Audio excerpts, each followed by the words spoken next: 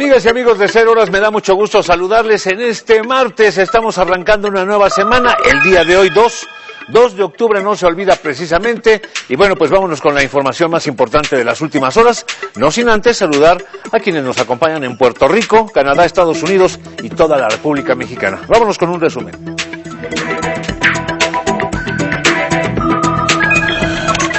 Usted disculpe, después de más de 10 años, el Estado mexicano pide perdón a la familia de Jesús Ángel Gutiérrez Olvera, desaparecido por policías en el 2002. Porque yo no voy a descansar hasta no saber la verdad de mi hijo y dónde lo dejaron. Que a mí me llega a pasar algo y a mi familia hago responsable a la Procuraduría General de la República.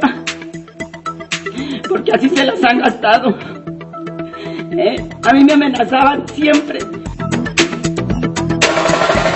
Deuda histórica. El rector de la máxima casa de estudios, José Narro Robles, hace un enérgico llamado para poner fin a la marginación y pobreza en México. Porque hay generaciones que han venido heredando por siglos esas condiciones de marginación, de exclusión, de ignorancia, de enfermedad, de pobreza. Migración femenina. Organizaciones denuncian un alarmante aumento en el número de mujeres que intentan llegar a Estados Unidos. Yo casi como yo ya no quiero esos hombres, ya no quiero que nos amenazan, ya no quiero a molestar.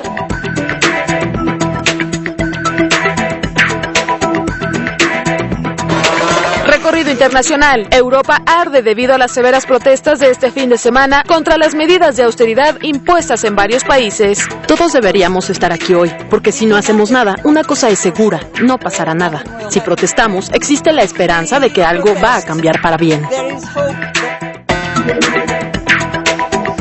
La Procuradora General de la República, Marisela Morales, reconoce que hace 10 años, cuando existía la temida AFI, resulta que llegaron a la casa de un joven, lo sacaron, lo secuestraron y lo mataron. Lo peor de todo esto es que lo desaparecieron.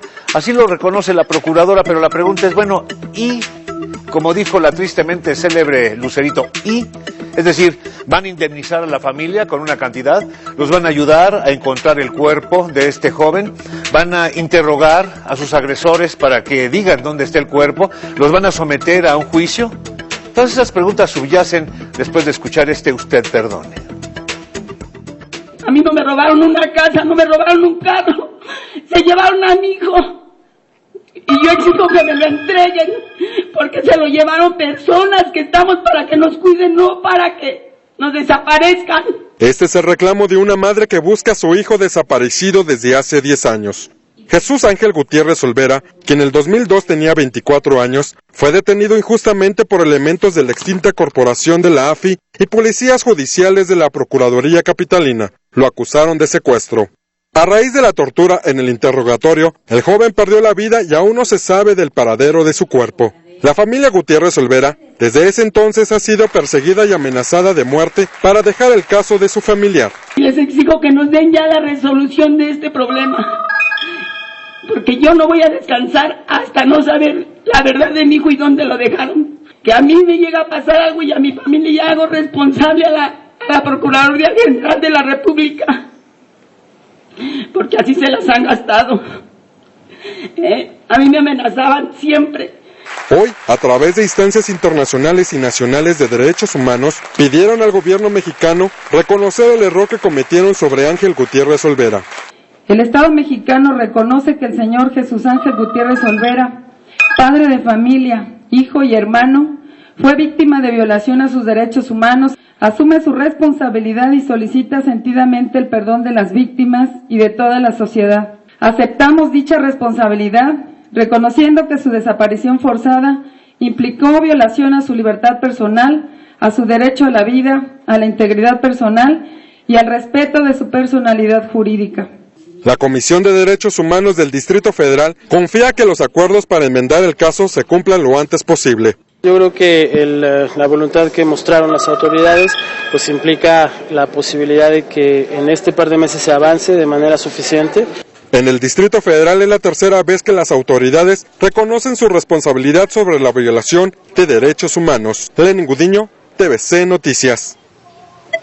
Y en el estado de Colima fue detenido un grupo de personas relacionadas aparentemente con el secuestro de un importante funcionario del gobierno estatal. Este hombre es Joe Abdías Gerardo Camacho, alias El 5, de 33 años y originario de Guasave, Sinaloa. El 5 fue presentado por las autoridades como miembro notable del Cártel de Jalisco Nueva Generación y quien participó en el secuestro del coordinador general de asesores del gobernador Mario Anguiano, Saúl Adame Barreto, el 23 de febrero del 2011.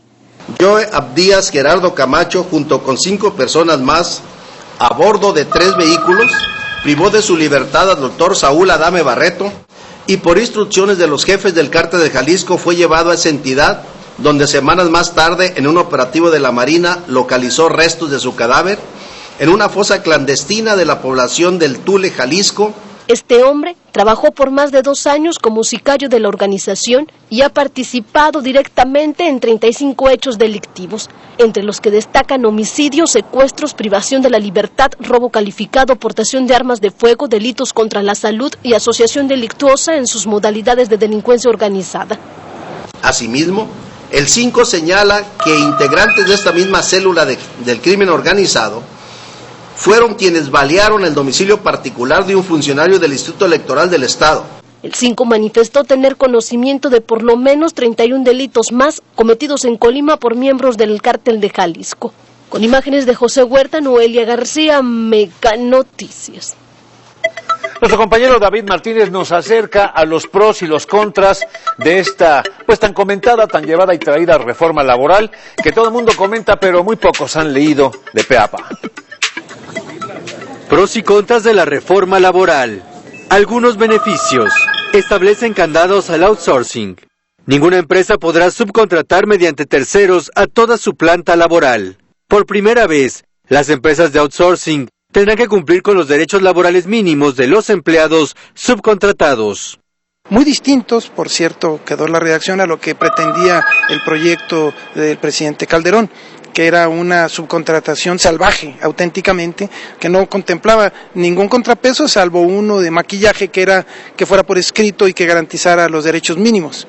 Se introduce la figura de pago por hora, lo cual beneficiará a estudiantes y mujeres que solo pueden laborar medio tiempo.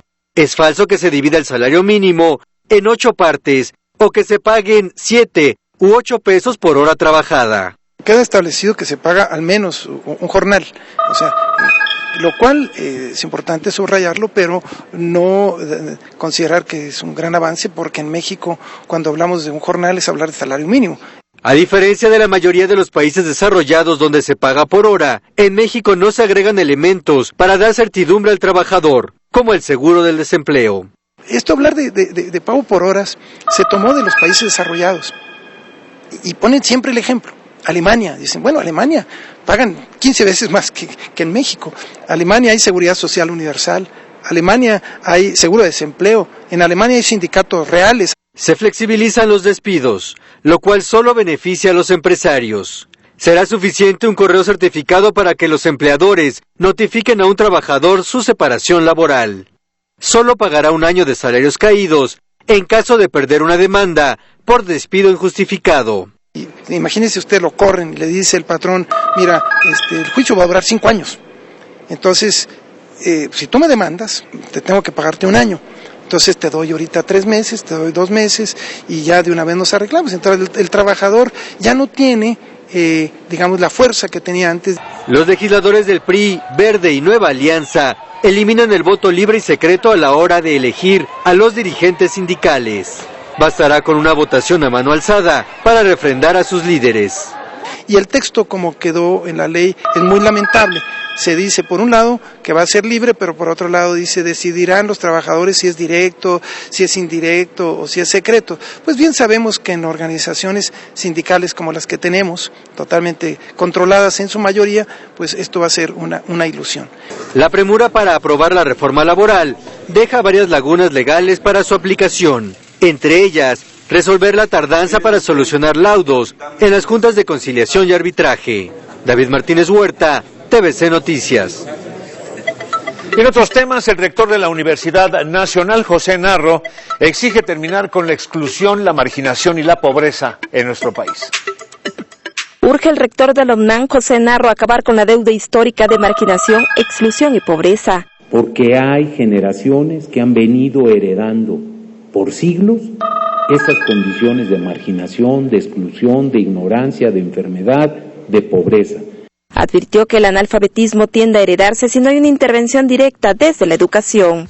La pobreza se perpetúa, el desempleo y una serie de prácticas terribles se perpetúan en buena parte por las estructuras de la sociedad, en buena parte por la deficiencia de las políticas públicas.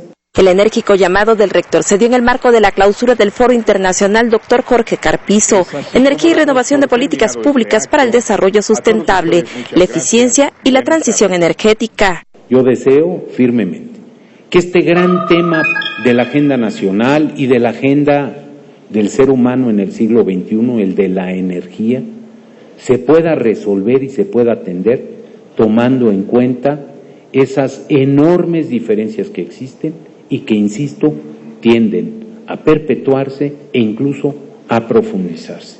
En este foro participaron 110 expertos nacionales y extranjeros. Entre los consensos alcanzados, destaca la urgencia y necesidad de controlar las emisiones globales de hidrocarburos, la diversificación de la matriz energética hacia las fuentes renovables y la revisión del funcionamiento, estructura y prácticas operativas de las empresas estatales energéticas. Para TVCN, Mari Carmen Wister. Hubo protestas y una caminata con motivo del Día Nacional del Maíz. Hombres y mujeres de distintos puntos del país se manifestaron en el marco de la conmemoración del Día Nacional del Maíz. Era en la defensa de la soberanía alimentaria y en rechazo a la siembra de transgénicos en nuestro país. Con tristeza vemos que el gobierno, lejos de proteger ese gran patrimonio que es el maíz, que hoy es el cereal más importante en el mundo, lo está dando en regalo a las grandes empresas transnacionales. Las organizaciones civiles, donde también iban simpatizantes de Andrés Manuel López Obrador, aseguran que el campo se encuentra en agonía y advierten que los alimentos serán de peor calidad en el próximo sexenio que encabezará Enrique Peña Nieto. Porque ya está poniendo al frente del gobierno de transición a Enrique de la Madrid, quien estuvo trabajando durante muchos años para el consorcio de empresas con México, entre las que está Nestlé, Kellogg. Y esta es la alimentación basura que nos está ofreciendo el gobierno. Un México en el que el campo pues ya no está siendo respaldado. Y eso vulnera a los mexicanos porque vamos a depender de nuestra alimentación de otros países cuando aquí hay medios para producirlos, ¿no? Durante la manifestación convocada por la campaña nacional Sin Maíz No Hay País, se hicieron diversas representaciones para rechazar las siembras de transgénicos. Ahorita estoy representando una mazorca de aproximadamente 4 metros de largo. Está hecha a base de mecate y globos. Estoy representando el globo negro como el maíz malo o transgénico que está aquí en México. Se lanzaron consignas frente a Palacio Nacional por el deterioro que sufre el campo mexicano, pero también en contra de la reforma laboral, los resultados de la elección presidencial y de los funcionarios corruptos. Para TVCN, Mari Carmen Wister. Los burócratas de la ciudad de Tijuana se han ausentado de sus labores, se han ausentado de sus oficinas porque están exigiendo mejoras salariales, mejoras laborales, pero ya se imaginará usted las largas filas que la pobre gente tiene que formar precisamente para ser atendidos de esos trámites burocráticos. Carolina Murrieta, oficial 01 del Registro Civil de Tijuana, salió de su oficina para despachar desde el módulo de atención a la ciudadanía. El 50% del personal a su cargo se ausentó y los de confianza tuvieron que sustituir el trabajo de los burócratas que se manifestaron en el día del quinto informe de labores del gobernador Osuna Millán.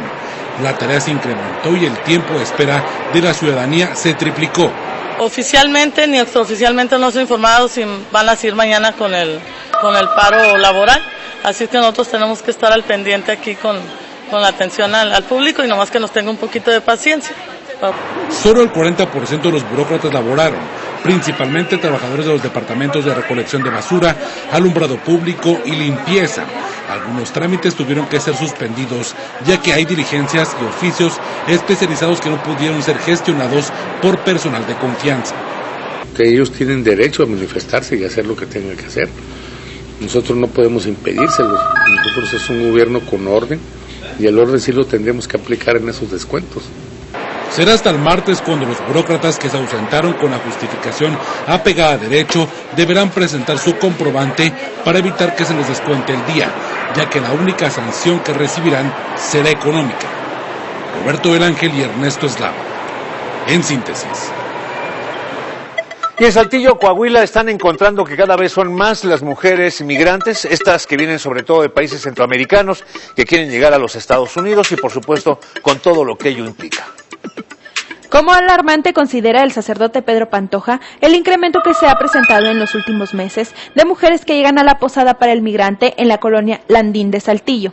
De 2 mujeres que llegaban diariamente, ahora por lo menos 10 mujeres arriban cada día. Prácticamente todo el camino de México para la mujer es un retén tremendo, criminal. Por eso es una hipótesis por qué llegaban tan pocas, ¿verdad? Casi tenemos un promedio de 10 mujeres diarias que no se había presentado antes, pero ahorita en este momento es muy significativo la presencia de las mujeres en la casa, con lo que ustedes ya saben, todo el detrimento de su cuerpo, de su corazón, de su persona, de su hambre a través de todo el camino. Y las que vengan lastimadas, las que vengan golpeadas, las que vengan violadas, entran al Departamento de Atención a Víctimas. Con imágenes de Marco Gamis, informó para RCG, Ana Ponce. Vámonos ahora con la información internacional. Siguen las protestas allá en Europa, precisamente por las medidas de seguridad que se han aplicado en algunos países, el caso de Grecia, el caso de España, el caso de Portugal. Y por otro lado, terrible noticia allá en Hong Kong. Fíjese, están celebrando el Día Nacional de Hong Kong, pero lamentablemente también tienen que atender el caso de un hundimiento de un ferry. Hay varios muertos y desaparecidos. Un ataque suicida talibán dejó 61 heridos y al menos 20 muertos, entre ellos 3 soldados de la misión de la OTAN en Afganistán. El ataque tuvo lugar cerca de un banco. El objetivo del suicida era una patrulla conjunta del ejército afgano y la OTAN. Al menos 8 personas murieron y 15 desaparecieron después de que un ferry con más de 120 pasajeros se hundiera al sur de Hong Kong tras chocar con un remolcador. El barco transportaba a empleados y familiares que participaban en un crucero para ver fuegos artificiales. Más de 100 personas fueron rescatadas y trasladadas a hospitales con signos de hipotermia. Grietas en paredes de algunos edificios, entre ellos hospitales, fueron los daños que dejó en Cali el sismo de 7.1 grados que sacudió el domingo al valle y a otros 12 departamentos de Colombia, en 31 municipios. El temblor se sintió además en Panamá y Ecuador. El movimiento telúrico tuvo como epicentro el municipio de La Vega, Cauca. Tras la publicación en Facebook de un Corán quemado, se registraron actos violentos en Bangladesh, donde miles de musulmanes incendiaron al menos 10 templos budistas y 40 viviendas. La situación quedó bajo control tras el despliegue de policías, mientras el gobierno prohibió las congregaciones públicas en las áreas conflictivas cerca de la frontera sur con Myanmar. Manifestaciones de protesta contra las medidas de austeridad y la crisis tuvieron lugar este fin de semana en varias capitales europeas. Miles de personas se congregaron en la Plaza de Neptuno de Madrid dentro de la iniciativa Rodea al Congreso, gritando consignas como dimisión, lo llaman democracia y no lo es. En Lisboa, miles de personas exigieron al Ejecutivo que escuche al pueblo cuando pide su dimisión y el fin de la política de austeridad. Todos deberíamos estar aquí hoy, porque si no hacemos nada, una cosa es segura, no pasará nada. Si protestamos, existe la esperanza de que algo va a cambiar para bien. En Varsovia, 50.000 personas se manifestaron para protestar contra las reformas económicas emprendidas por el gobierno, entre ellas las de elevar la edad de jubilación hasta los 67 años. También en Alemania, miles de personas salieron a la calle en 40 ciudades para protestar por la creciente brecha social y reclamar una redistribución de la riqueza. En Bruselas, cientos de indignados se concentraron en el centro de la ciudad para protestar contra la gestión de la crisis por parte de los líderes europeos. París fue la última ciudad que recibió manifestantes este fin de semana. Más de 50.000 personas protestaron contra el Tratado Europeo de Estabilidad y contra la política de austeridad del Ejecutivo galo. El dictador libio Muammar Gaddafi enterró en el desierto una gran cantidad de oro, afirmó el diario libanés Al-Diyar en su sitio web. El ex jefe de los servicios secretos libios con Gaddafi, Abdullah Senussi, quien se encuentra detenido, reveló la existencia de esa fortuna. Dijo que solo algunos ex altos mandos y uno de sus hijos de Gaddafi sabían dónde está.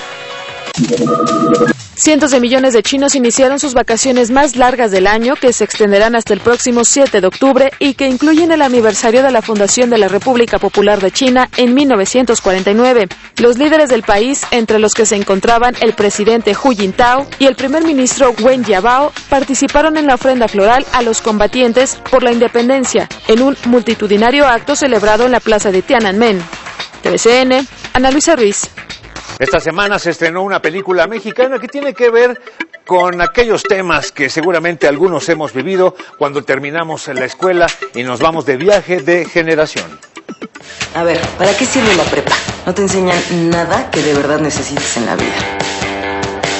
Lo curioso es que, pues sí aprendes muchísimo, pero lo aprendes fuera de clases. La cinta mexicana Viaje de Generación, del director Alejandro Gamboa, ya se encuentra lista para su estreno esta semana. El tema que subyace en la primera noche, la segunda, la tercera, y incluido pues es la formación sentimental, ¿no? Tiene que ver mucho, como estás hablando de jóvenes, de la prepa, de adolescencia, digamos, adolescencia alta, ¿no? Alta adolescencia, ya van para afuera de la adolescencia, pero están ahí. Pues de todos modos están en una etapa de formación de los sentimientos.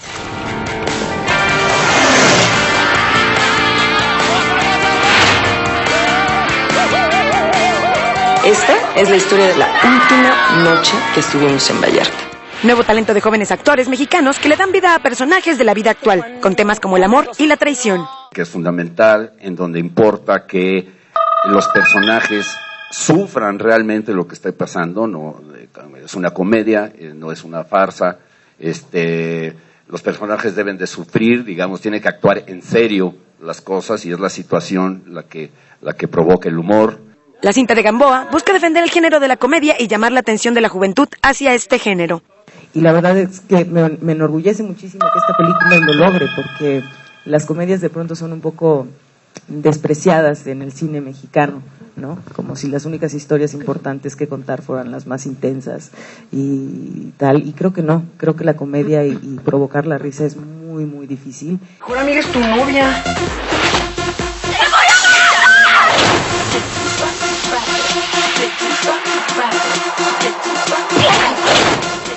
Viaje de Generación llegará a más de 200 salas y se estrenará en diferentes ciudades de la República. Para TVCN, Gabriel Bavera.